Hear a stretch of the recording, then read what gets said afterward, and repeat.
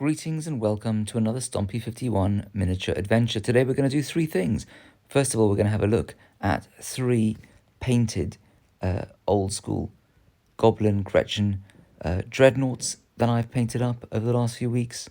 Then by popular demand, I've taken all of my orc gretchin goblin futuristic kind of orky type things out of my carrier case, which I painted up over the last few years, and I'm going to just do a very quick run through of what I've got.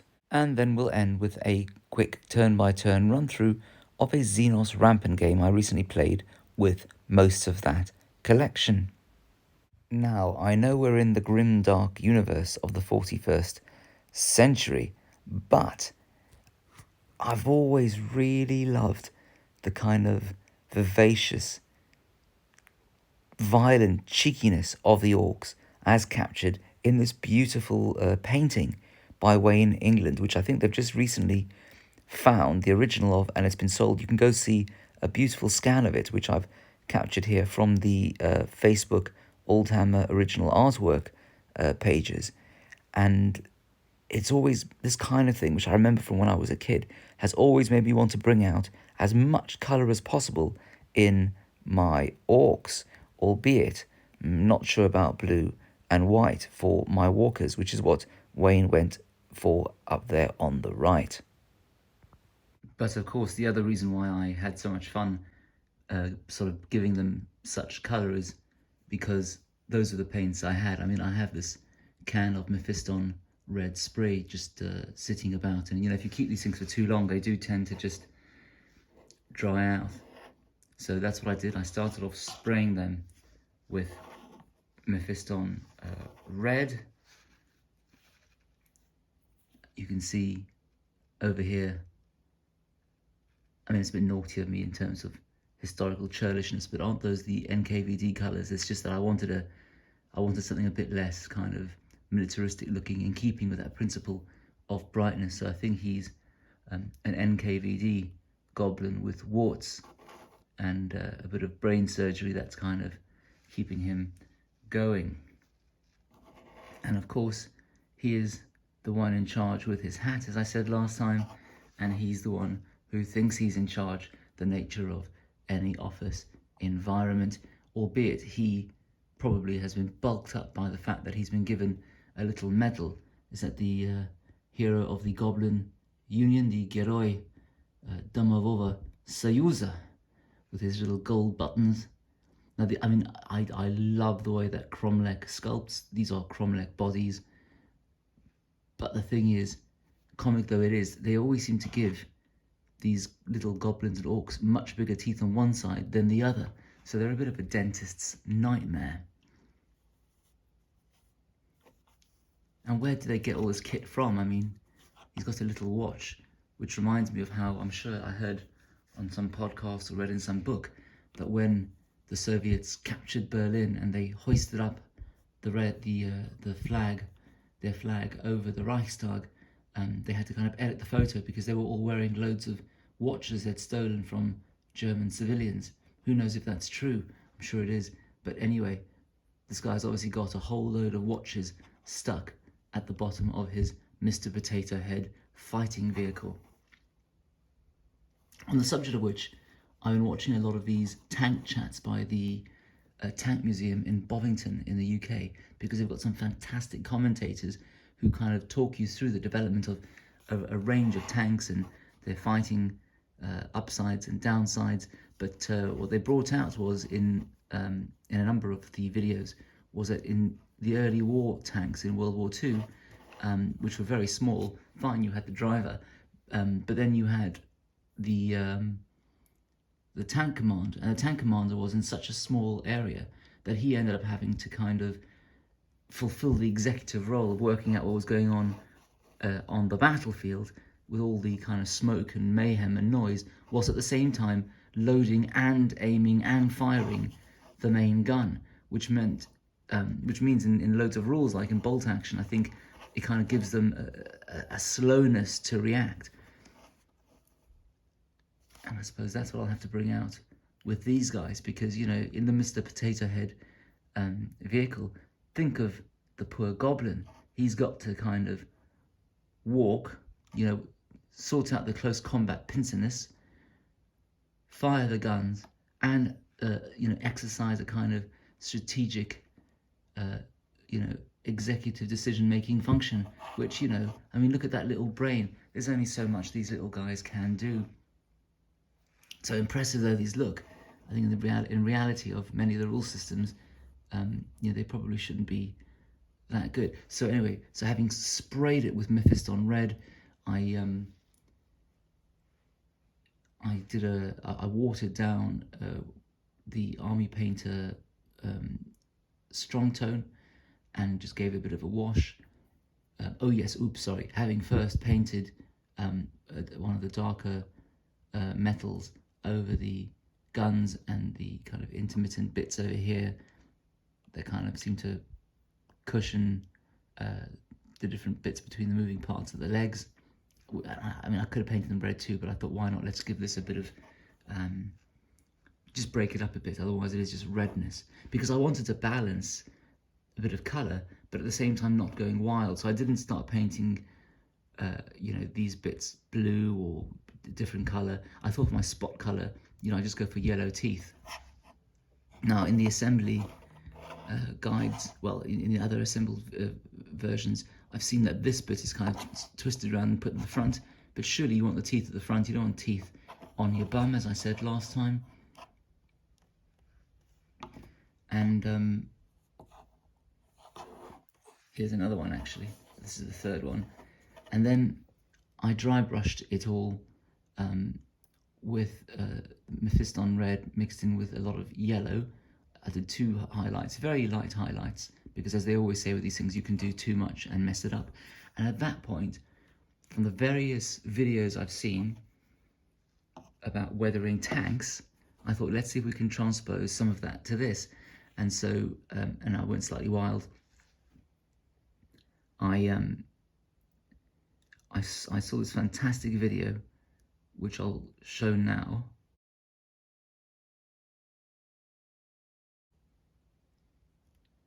where they went into a lot of detail on how to weather red. And what they suggested was you take packing foam and dab a flesh colour around the bits that would have got sort of scratched and bashed. And then you go over it with Rhinox hide. But I don't know if it looks right to me. I don't think it looks right at all. But then I think I've messed up. And if anyone watching this has any thoughts, I would welcome it. I mean, it looks all right. I wouldn't complain. And then I went over it again with a bit of packing material and a lighter silver so that it looks properly scratched. Albeit, if you think about it, this would only get scratched one way. But you know what? So what? It looks all right. I think it comes out best along the little pincers. Shame you couldn't kind of move the pincers to kind of open them and close them, because then I could have done something properly puerile, like put the body of a kind of Imperial Guardsman kind of hanging down, upside down or something. And that would have been fun. And I kept things sort of simple, so at the back, this was done largely by weathering. I just, again, got packing material and just dabbed black around kind of exhaust areas. And I took some of, one moment, this crumbling dark dirt, which I've never really been sure how to use. So any tips I'd welcome on how to use these weathering powders.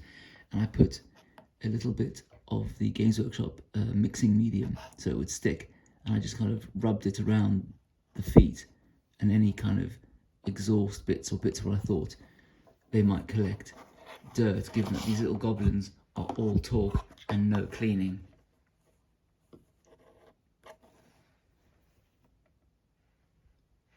And then I just went trying to find just places where I could put a bit of colour, like these are just sort of teeth, runes, glyphs, whatever they call them. And so he's going to be a close combat fellow. And I remember with great love these Oh, and I always get it mixed up. Are they plasma guns? Someone corrected me. Anyway, whatever these are called, these plasma guns from, they used to give them to orcs in the early 90s looking like this. And I painted this kind of moot green to make it look kind of plasma generate-y kind of. And then I've got this Hexwraith Flame, which I think is aimed at just spray painting a load of ghosts white and then just dabbing this all over them, and making them kind of look kind of glowy and spooky and Halloweeny. It's never really quite worked for me because I'm not sure how you highlight it. Maybe you're not supposed to highlight it. But anyway, I thought it did very nicely and goes well with the red. I never did eyes and things. I thought, look, we've got to stop at some point. And of course, faced with any large area for basing, I always go slightly wild. These guys are stomping around some kind of Earth-like world that's sort of full of lush vegetation. Because I was reading this book by, is it Andrew Cohen? With the introduction by Brian Cox, about there being 2 trillion galaxies out there with huge numbers of planets, probably not unlike ours. So it's not unrealistic that this alien world would basically look like the Shire. And I always like to decorate bases with a little bit of a story. So I don't know if this tells that story, but you can see this is more kind of Imperial Guard kind of camouflage, and it's been hit by the plasma gun, and well, I think it's from a rhino. And foolishly, I think I got rid of the rhino. Albeit, if I got rid of the rhino, why I have this extra hatch, I have no idea. But anyway, for many years, this spent its life on the arm of a Gorkamorka human as a shield. And I thought, let's just rip it off, because it wasn't stuck on properly. I think conversions in the early 90s, well, late 90s, were never that straightforward, given the limitations on metal, at least for me. And so I put it over here, so it's been hit, the rhino, and then, well, this is kind of bounced off and is now just sort of sitting there. And I sort of just dabbed black with packing material around the edges, and he's just stomping forward as he goes. Whenever you see all those weathering tanks YouTube videos, they always say take, something like dark tone or whatever, or a wash, and then think about where the water would pool from rain and kind of darken it a bit. I don't know if you can even see it, which means was it worth doing? And so I just went over areas like that and pulled it a little bit and then kind of stroked it down to make it look like it might be, the rain having left its mark, like underneath here as well. Albeit that was actually rust. I went wild with rust effect because, again, I couldn't be bothered to highlight the metal too much. And so I mixed a lot of water into that because it comes out properly as kind of like a browny, orangey rust. Mixed a lot of water into that and then just put it into the various gaps. Again, assuming that these boys don't spend their evenings polishing down, scrubbing down their vehicles. And there you go. And we'll move on to the kind of group shots of my collection of actually painted orcs, because someone suggested to me in one of the comments, it'd be nice not to just see the individual figures, but how they fit into the wider collection. And I said, look, when I go play a game, I have no problem taking everything out of the case and showing you what I've got. And so these guys are Ripper, I think Ripper or Mauler suits from Mantic Games, where I just took the heads off and replaced them with the Cromlech heads. I had to make them fit in a bit better with the rest of the collection. I suppose they could also be used as knobs. Go back over there. And actually, out of interest, I can't even remember what these were called. Mega knobs. Games Workshop. Metal. So this is pretty old. This is my lighter, obviously. There's no metal on him. Him, if you're dropping your toe, I mean, it's hospital time.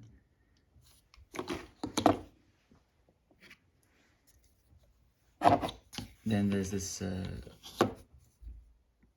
Mantic Orc Hulk, on whom I put a Cromlech. Oh, I've been so wrong. These are Spellcrow heads. Spellcrow. That's a Cromlech head.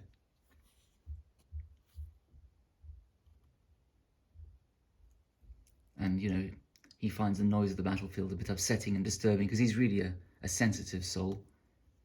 And so he's just got these headphones, you know, so he can listen to his music whilst he walks around kind of putting big holes in things. He likes putting big holes in big vehicles.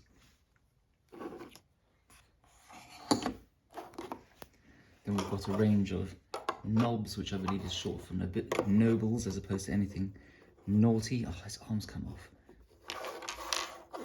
And they're a mixture kind of metal bodies from the late 90s and the more recent plastics.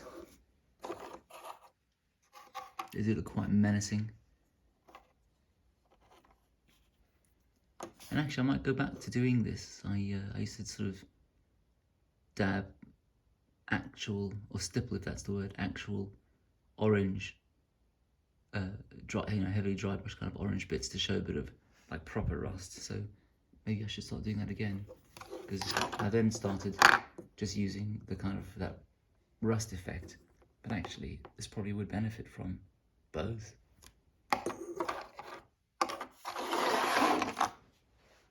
Now we have a large number of boys.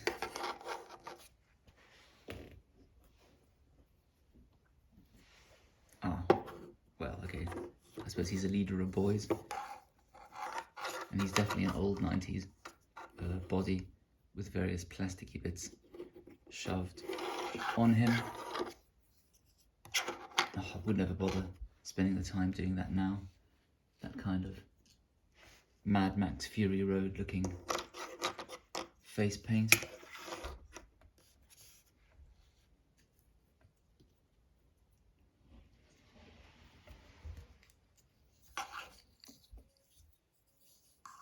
These are just a variety of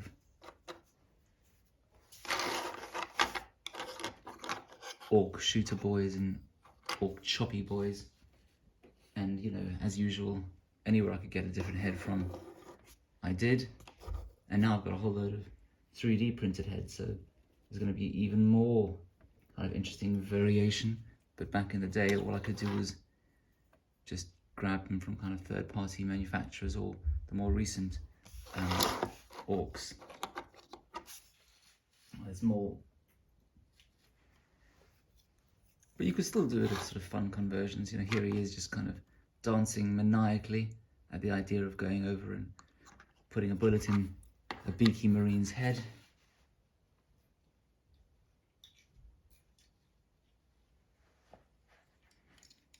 In my mind's eye, whenever I look at these guys, you know, I just see some kind of post-apocalyptic kind of militia where they just walk around mindlessly firing their guns into the air and occasionally realizing the point is to kind of shoot at the enemy. And there's another Spellcrow head. So off we go. And I've got a number of Gretchin from Gorkamorka. They were always my favourite, the most characterful sculpts.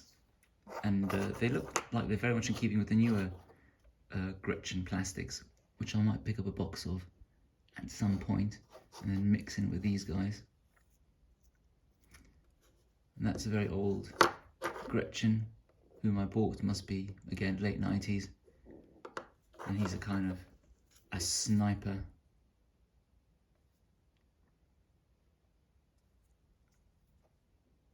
I mean, my favourite one is the one who's got his kind of arms in the air, prancing about with his gun. But they probably sell for about 30 quid on eBay now. If you've got one, do let me know. Maybe we can swap. I've got loads of stuff to swap on the Laird Adventure Bazaar of Obscurities. Some of which is pretty old too. And again, not so much grimdark in those days, more kind of angry Disney.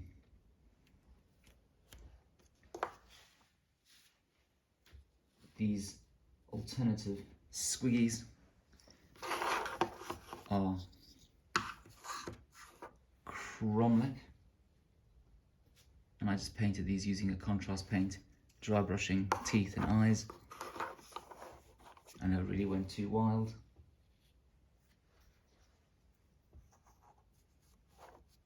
And they compare nicely against these older, again late 90s squiggies.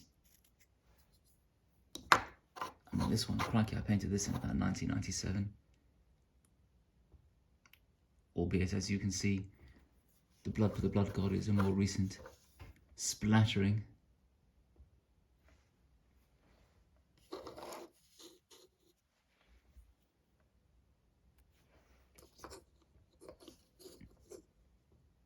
Yeah, I mean, it's quite funny that he's got sort of he's facing downwards, but you know, you probably want the most characterful part of your miniature pointing upwards instead of pointing downwards.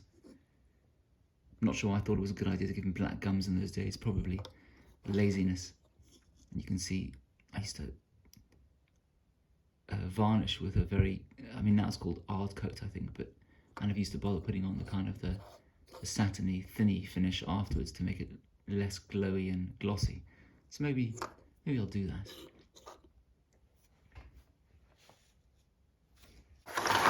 Right, we've got some more recent little vulture boys. And that's how they compare against the normal dude, and they're quite chunky. And there they all are, ready to take mayhem to the rest of the galaxy, or at least a Xenos Rampant table. So, yes, Xenos Rampant. So, it's, how can I describe it? It's a kind of miniature agnostic skirmish game. It's based on a fantasy version called Dragon Rampant, and a whole kind of series of different rule sets aimed at various historical kind of periods.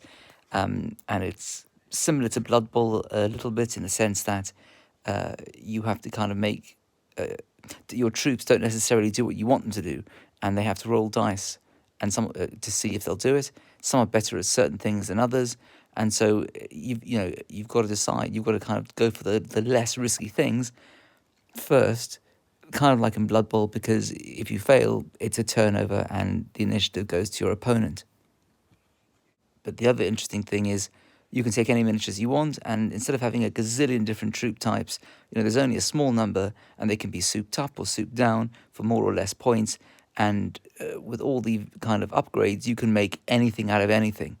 So, I've even got plans to maybe take all my War Machine stuff and just kind of recalibrate it for Xenos Rampant. And I'll be candid, it's more of a beer and pretzels kind of game, but there's plenty of decisions to be made, and you don't end up scratching your head like in some of the more complex games out there, and you can use what you want. You don't suddenly get sucked into the maelstrom, the emotional roller coaster of certain big companies who just see you as an income stream to buy a new book every 3 months. So, a quick word on how I squeezed the Orks into Xenos Rampant. So, 2 of those dreadnoughts that you saw, I just redesignated as heavy infantry, because conceptually the game takes, a high-level view. That being hit by a train, for example, is no different than being hit in quick succession by 5 heavy goods vehicles. And so the dreadnoughts were each basically a heavy infantry unit that was a reduced size unit, reduced to 1. 2 different units, 1 dreadnought in each unit. I gave them all assault doctrine, which makes them a bit stabbier to reflect the pincers. I think it was 1 extra. I think reduced the armor of your opponent in close combat. They got a heavy weapon, which basically means when they rolled they need, I think, D6s to hit. But if you get a D6, it counts as 2 just to reflect and just putting out, a lot of fire. Armor piercing, to reflect the plasma gun, which kind of goes through armor a little bit. I think it reduces your enemy's armor by 1. Undisciplined, because they're just little Gretchin, and that obviously, so all those other things were kind of upping their points. But being undisciplined reduces their points. Now, this was a bit of a dumb thing to have done, but I thought it was characterful. I made them unstable, which meant if they rolled, so you roll 2d6 whenever you're trying to work out, will they do what you want them to do? So some units, if they're like trained elites, they get a free action to kind of, I think it's shoot and attack maybe. these guys, heavy infantry, their free movement, I think, is shooting. But the things for everything else, they've got to take basically like an initiative roll. And not, if you're unstable, if you roll a double, you take that number of wounds. And so they were 4 points each. What else do we have? And that's supposed to be 5 squiggies, not 6, because I got confused, because in Dragon Rampant, it's sort of, everything's in units of 6, units of 12, but here it's units of 5, units of 10. And I redesignated them lesser xenomorphs, little monsters, basically, with high-powered blades, which I've forgotten how exactly, but it reflected their big teeth and made them chompier in combat. An exploder, so that they basically explode if you get them to 0 strength. The Orc shooter boys, heavy infantry again, but increased squad size, which basically makes it easier for them to shoot and attack. Or rather, they hit harder, as you would expect. And a heavy weapon designation to reflect that there were 2 guys with heavy machine guns. Then the Orc chopper boys, who aren't heavy infantry, but berserk infantry, who are a bit lighter armoured and just go wah. If they can attack, they basically, you've got to test if they're in range, and they basically just attack. And high-powered blades to reflect the equivalent of kind of the chopper rule in the Games Workshop rules, and the pirate Orkies in their Ripper suits, their kind of high-end suits.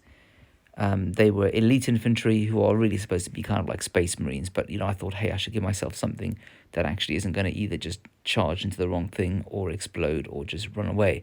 And they got high-powered blades, which made them quite tough in close combat.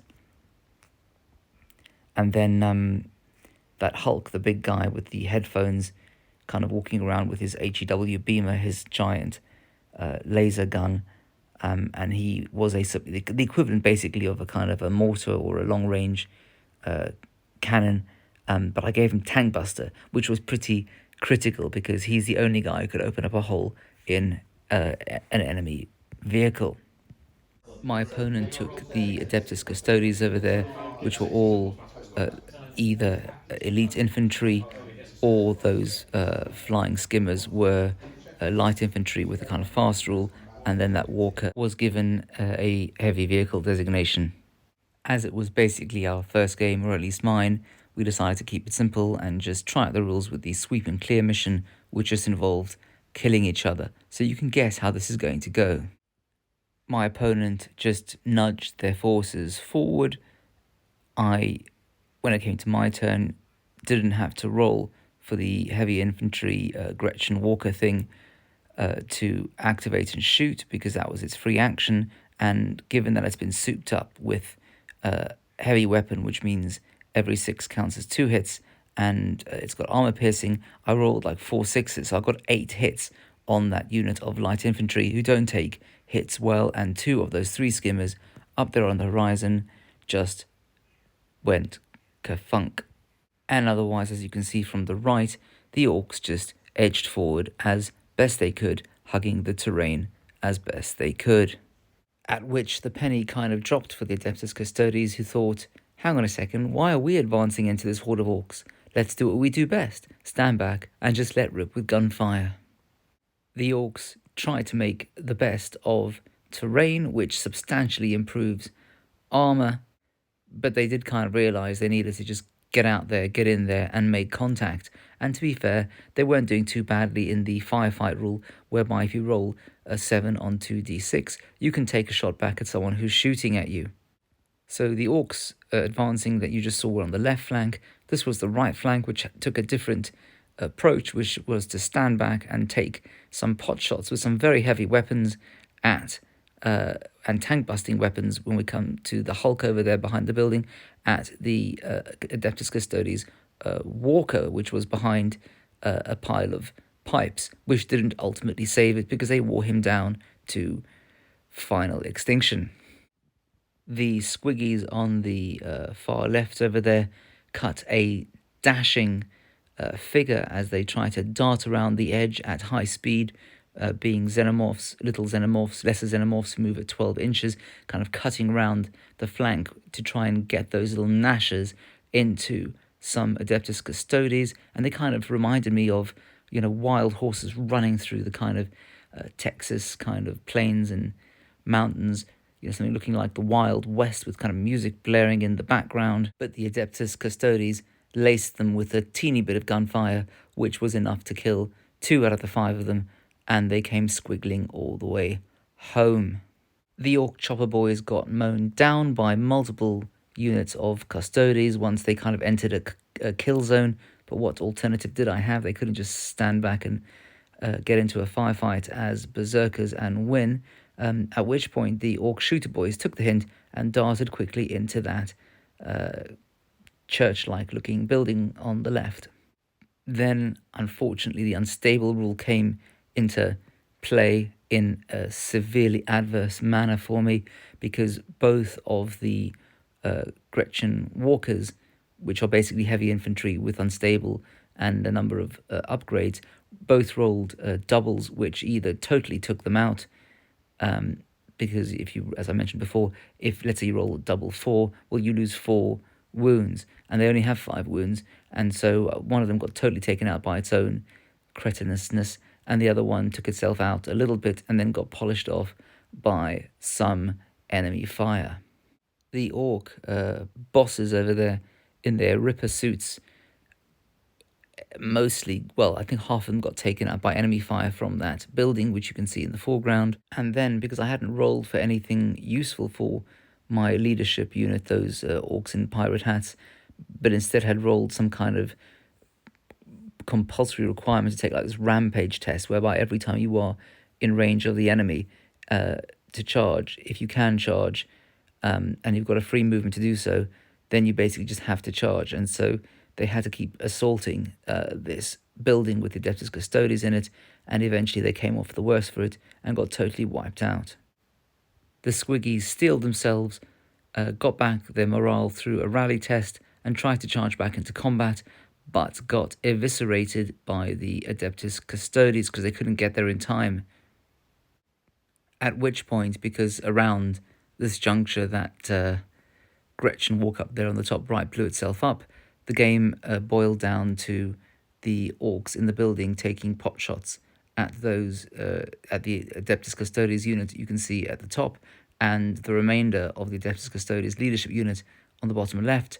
And bear in mind that there is another unit of Adeptus Custodes in the building which the Orcs in Ripper suits had failed to kind of take out. And so it boiled down to points, because after I think turn 5 you start rolling a dice, and if you if the total exceeds 12, then the game is over. And at some point we rolled, I think we got to turn 7 and then rolled a 5, and so the game ended, and I think it was 5-4, because even though the Adeptus Custodes had taken out a lot more of me than I had of them, what I'd taken out of them was worth more. But, the Orcs had lost, and I think I read on the Lead Adventure forum that people find that the elites tend to always win. But that was here because we decided to just sort of try out killing each other with the sweep and clear scenario. And if we'd played some other scenario, it might would have helped that I had a lot more boots on the ground. And I think we'll leave it there for today. Thank you very much for watching to the end. I hope you've enjoyed this video. Please do like, comment, and subscribe, as they say in the genre. And as ever, I'm open to any thoughts and criticisms, or just say hi.